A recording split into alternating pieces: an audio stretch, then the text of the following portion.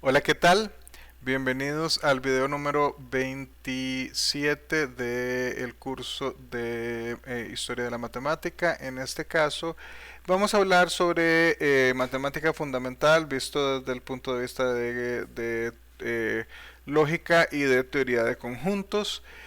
Aquí tenemos que ver una cosa, aunque no sea tan evidente visto desde la forma en la que nosotros conocemos la matemática a principios del siglo XXI, puede que no nos parezca tan neurálgico el cambio que se da en el momento en el que se encuentran varias eh, geometrías no euclidianas.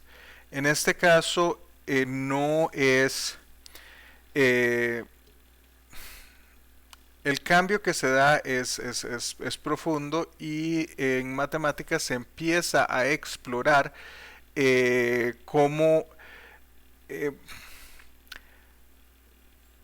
cómo rigurizar toda la matemática que existente. O sea, esencialmente ya para este momento han existido por una buena cantidad de tiempo algunos proponentes, por casi un siglo, proponentes de la rigurosidad matemática. Sin embargo, no es hasta este punto donde de verdad se encuentran que, o sea, básicamente algo que se ha dado por cierto por milenios resulta no serlo. En este caso, bueno, empecemos en este caso. Primero, como siempre, les doy algunas citas. Alfred Whitehead es un matemático del finales del siglo XIX, principios del siglo XX. También es un filósofo y si ustedes buscan, él posiblemente esté mencionado más en filosofía que en matemática. Él habla de que no es una paradoja que exactamente en nuestros trabajos más teoréticos encontremos nuestras aplicaciones más prácticas. Whitehead además fue el asesor doctoral de un tal Bertrand Russell, que nos dice también que la solución a las dificultades que anteriormente ahorcaban el infinito matemático es posiblemente el logro más grande del que los matemáticos de nuestra época tienen para presumir de grandeza. Esencialmente vamos a hablar, de hecho, claro está, de Cantor y de varias de las cosas que suceden a partir del trabajo del mismo Cantor. Como siempre, empezamos con algunas las fuentes en este caso son principalmente el Burton y el Cook. Y vamos a hablar primero de estos dos señores. Estos dos señores, los dos son logistas. Tenemos a la izquierda a Augustus de Morgan y a la derecha a George Boole. Empecemos. De Morgan nace en 1806 y bueno, él en realidad él nace en Madrás, lo que es hoy India, en aquel momento era parte del Imperio Británico, y él es el hijo de uno de los directores en el East India Company, que es esencialmente un emprendimiento comercial muy ligado al gobierno británico, que era el que tenía básicamente a India a su cargo. Eh, de Morgan eventualmente se devuelve eh, al Reino Unido y en su momento empieza a estudiar matemática. Nosotros posiblemente a ustedes se les sea conocido la idea de las leyes de Morgan, que se usan tanto en lógica, en teoría de conjuntos y en números complejos. Básicamente es la misma idea, pero en las tres hay su versión de las leyes de Morgan. Pero él en realidad trabaja un montón sobre diferentes partes de lógica y de el uso de lógica en la definición de aritmética. Y resulta al parecer que De Morgan y George Boole se conocen en algún momento mientras Bull está estudiando. Y bueno, Bull también es conocido en parte también por ser filósofo, pero también por ser matemático. Él trabaja en ecuaciones diferenciales y en lógica algebraica. Él trabaja, después de graduarse, él trabaja en el Queen's College de Cork, en Irlanda.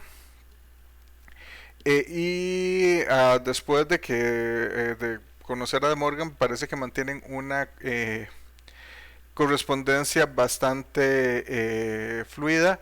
Acuérdense esto, en estos casos estamos hablando de 1800, o sea, previo a los 1800, aquí estamos quizá 1840, 1850, previo incluso al telégrafo, o sea, todo era mediante, o sea, a diferencia de nosotros que el día de hoy nos podemos comunicar con una videollamada a cualquier parte del mundo, pues en aquel momento usted escribía una carta y la ponía en el correo y esperaba, podía ser, depende de la distancia y del lugar en el que usted estuviera y su correspondiente o corresponsal estuviera también, pues usted podría ver, podrían ser fácilmente un par de semanas o podrían ser fácilmente 6 meses.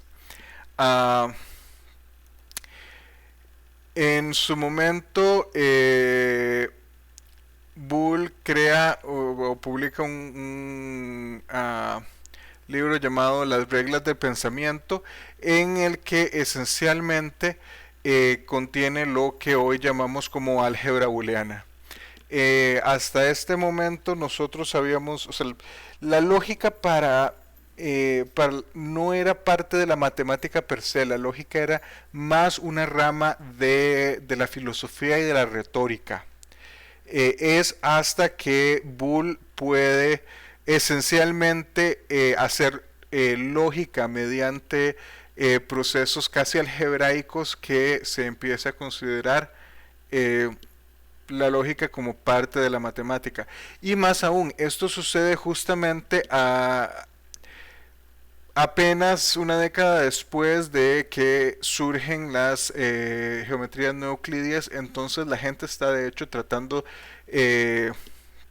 como en un terremoto, cuando las cosas se mueven mucho y usted está tratando de agarrarse de algo como para tener estabilidad. Esencialmente eso es lo que sucede. O sea, hay un terremoto en el mundo académico, en el mundo intelectual de las matemáticas, porque estos conceptos que se consideraban básicamente canon de la disciplina fueron refutados y la gente empieza a tomar los trabajos especialmente de George Boole, pero Boole se basa mucho en los trabajos de Morgan uh, para, para los suyos propios.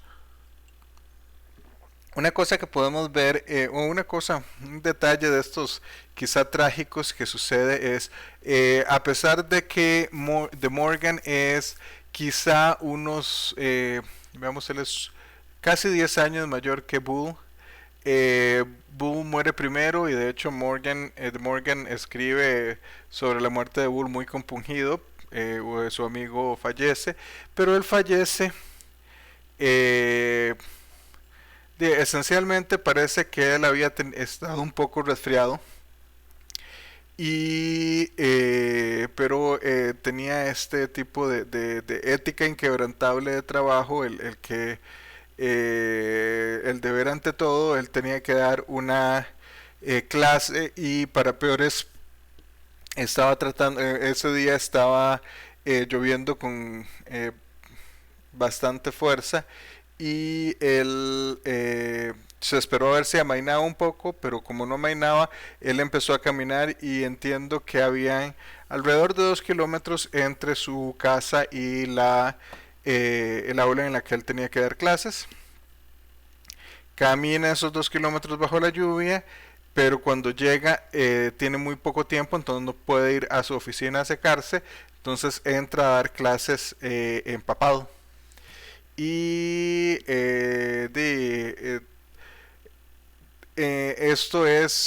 esto sucede en diciembre, noviembre, diciembre. Es un momento en el que, o sea, estamos hablando noviembre, diciembre en el hemisferio norte y bastante al norte, entonces estamos diciendo que en este caso las temperaturas es final de el otoño, casi que principios del invierno, aunque técnicamente el invierno empieza hasta el finales de diciembre. Pero ya para ese momento tiende a haber incluso en algunos lugares nevadas y donde no hay nevadas hace frío. No sé si ustedes han tenido la oportunidad de estar incluso en lugares donde no llega a cero, pero pueden ser 2, 4 grados y es húmedo. Por cierto, Cork en Irlanda es un lugar bastante húmedo.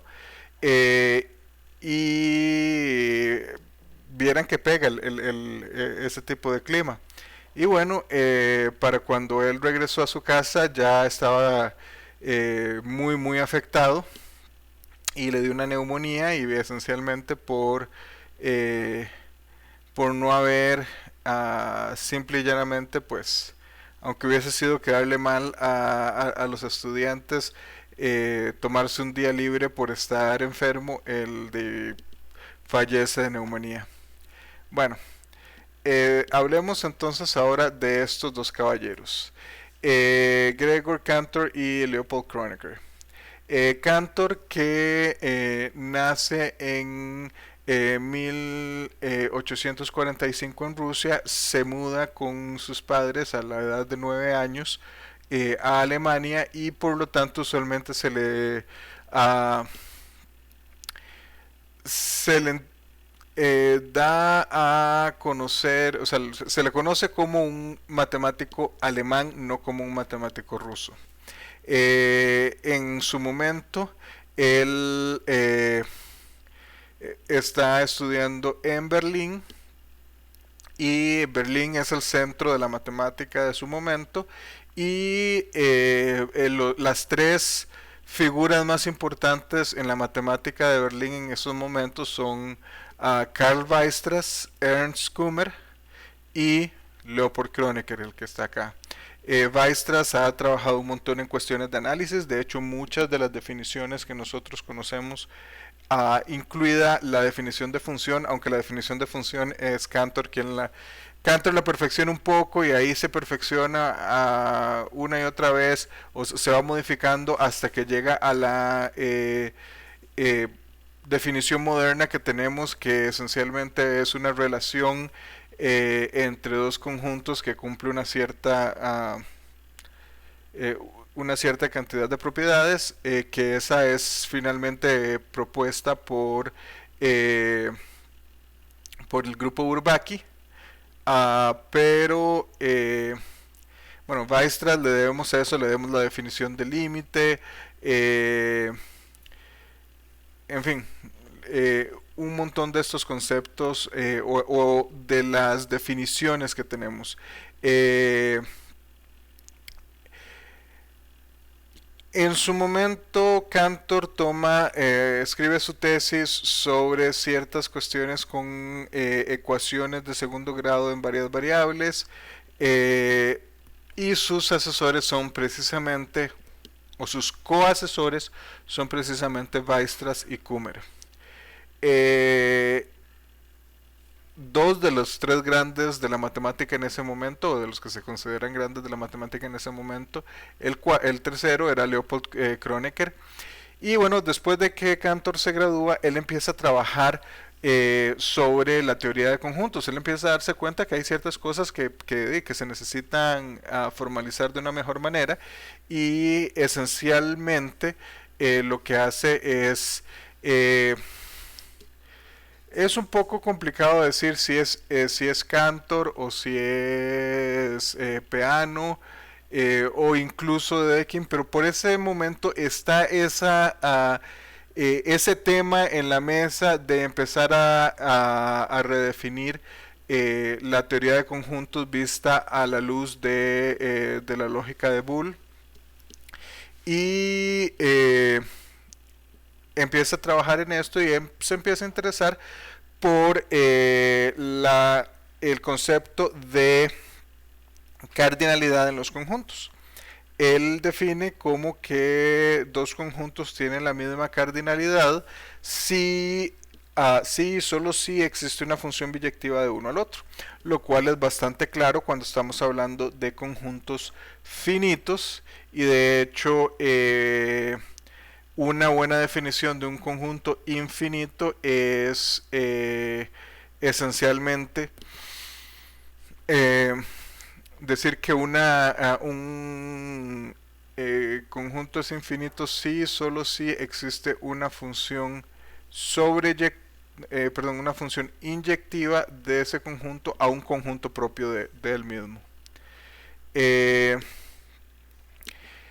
pero él empieza a interesarse, ok, bueno, esto de la cardinalidad está interesante en conjuntos finitos, pero ¿qué pasa cuando los conjuntos no son finitos? Y pues me imagino que en algún momento habrán escuchado de la prueba en la que Cantor demuestra que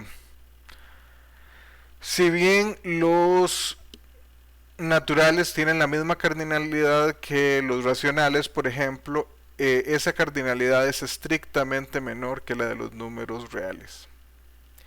Ahora, Kronecker, que es esencialmente, por decirlo así, un antirrevolucionario en la matemática, o sea, en estos momentos la matemática está avanzando, está cambiando, hay ideas nuevas y Kronecker básicamente considera que, por ejemplo, que las geometrías no euclidianas no tienen valor matemático y aparentemente él toma una eh, ataca a Cantor públicamente al respecto de sus teorías y parece que esto retrasa por un tiempo la aceptación de estas teorías. O sea, Kronecker era un algebrista muy respetado, sin embargo parece que si ustedes leen, al parecer Kronecker tenía esto que parece de algunos de los otros personajes que hemos visto, donde quizá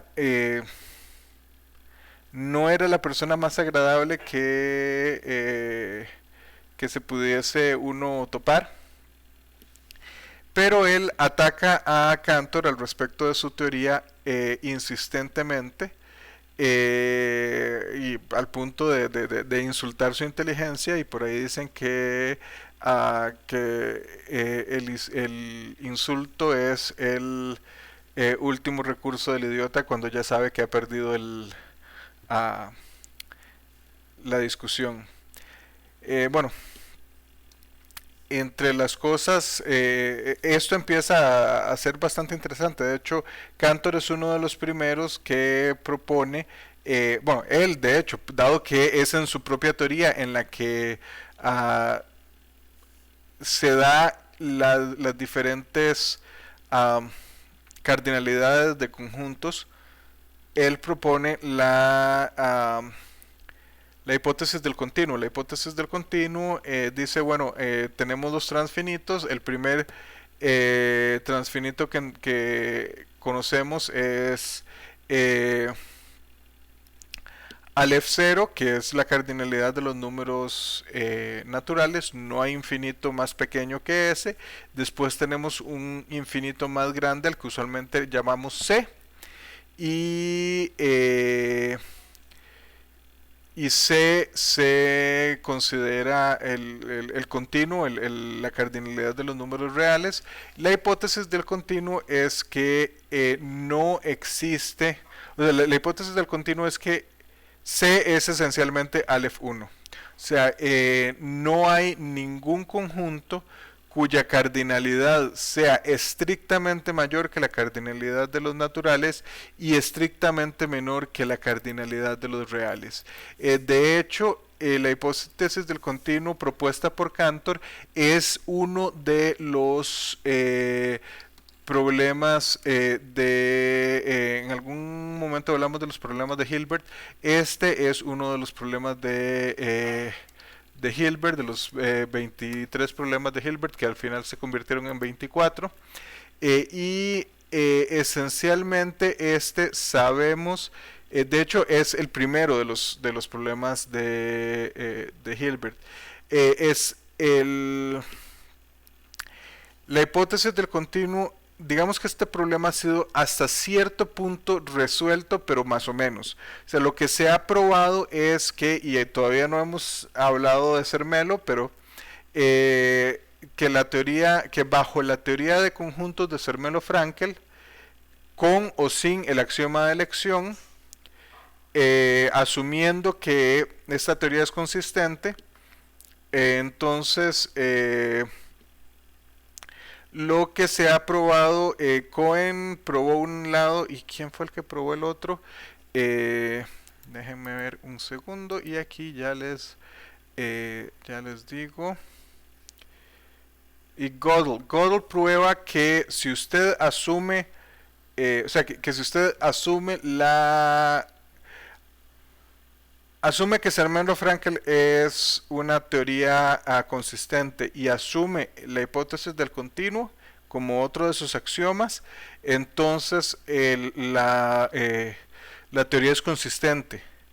Esto sucede en 1940 y en 1963 Paul Cohen demuestra lo contrario, demuestra que si usted asume la negación de la hipótesis del continuo, entonces la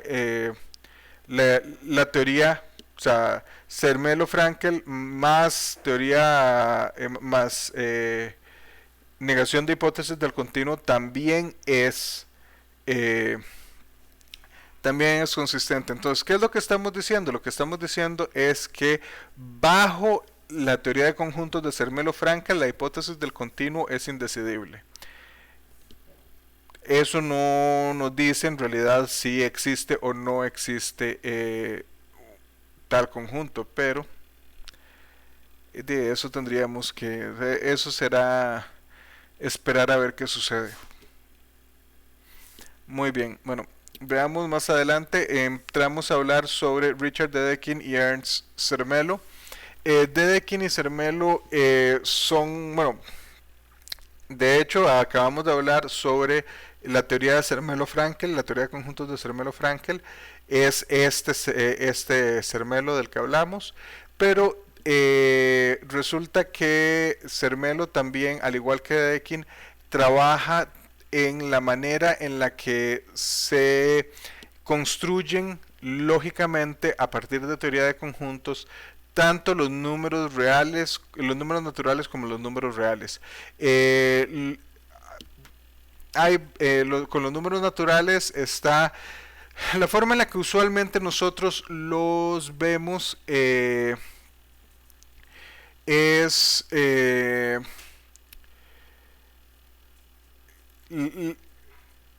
usualmente nosotros decimos, bueno, los axiomas de Peano, que en realidad son Peano-Dedekind, porque en realidad Dedekind trabajó más que Peano al respecto. Sin embargo, dado el peso que tenía Peano, usualmente se conocen con los nombres de él. Peano, encuentran una manera de construir los números naturales. La forma en la que nosotros solemos verlo en algunos de nuestros cursos está muy influenciada por una reinterpretación de esta construcción por John von Neumann como 60 años después. Entonces todavía no nos preocupemos mucho al respecto. Sin embargo, también Dedekind es uno de los primeros que encuentra cómo construir los reales. Esencialmente él hace lo que nosotros denominamos las cortaduras de Dedekind, y Zermelo toma la teoría de conjuntos y trata de axiomatizarla. Él es el que introduce, por ejemplo, el axioma de elección, y trabaja también en estas definiciones de los números reales.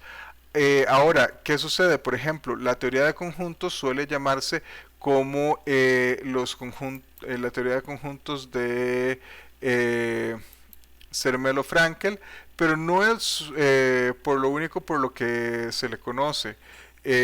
También está como el principio del buen orden, cuestiones de este estilo.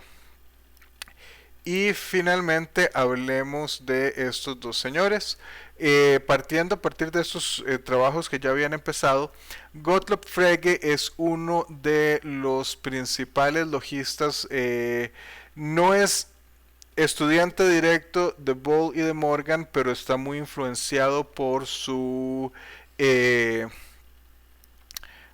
por los trabajos de estos dos, y él esencialmente es de los primeros lógicos matemáticos, y él dice, ok, bueno, ya tenemos una teoría razonablemente buena de conjuntos, usemos esa teoría para definir aritmética. Entonces él empieza y su idea es esencialmente reescribir toda la matemática existente para su tiempo desde el punto de vista de la lógica. El asunto es, y por eso es que decimos que el concepto de función no había sido terminado, él toma un cierto sentido de función, y él empieza a trabajarlo, es parte de sus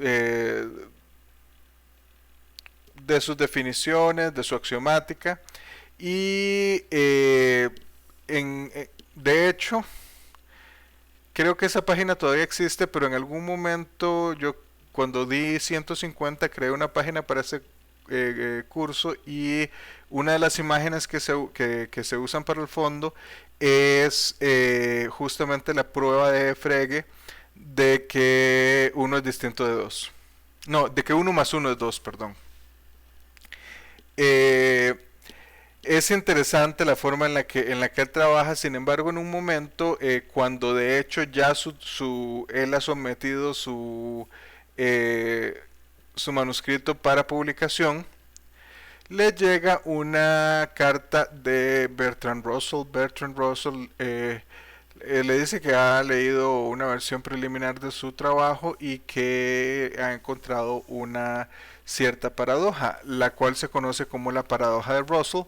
Y esencialmente, si lo ponemos en términos sobresimplificados, es el siguiente. Asumamos que eh, en un, eh, en un pueblo hay un barbero, y este barbero, lo que se sabe es que él eh, es...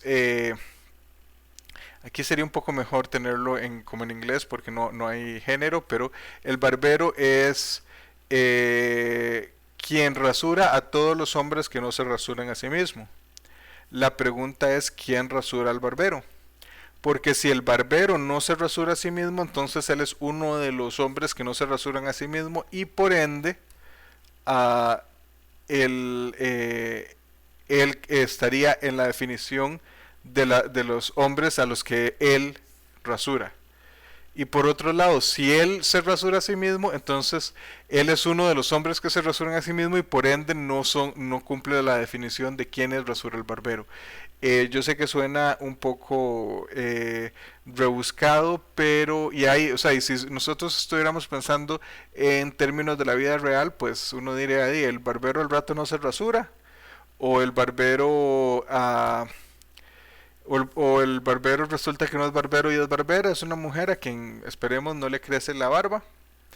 Eh, Sin embargo, evidentemente no es esta exactamente la forma en la que Bertrand lo expone. Bertrand Russell lo expone de la siguiente manera. Si, o sea, consideremos U como todos los conjuntos que no son elementos de sí mismo. Entonces una pregunta ¿es U un elemento de U o no?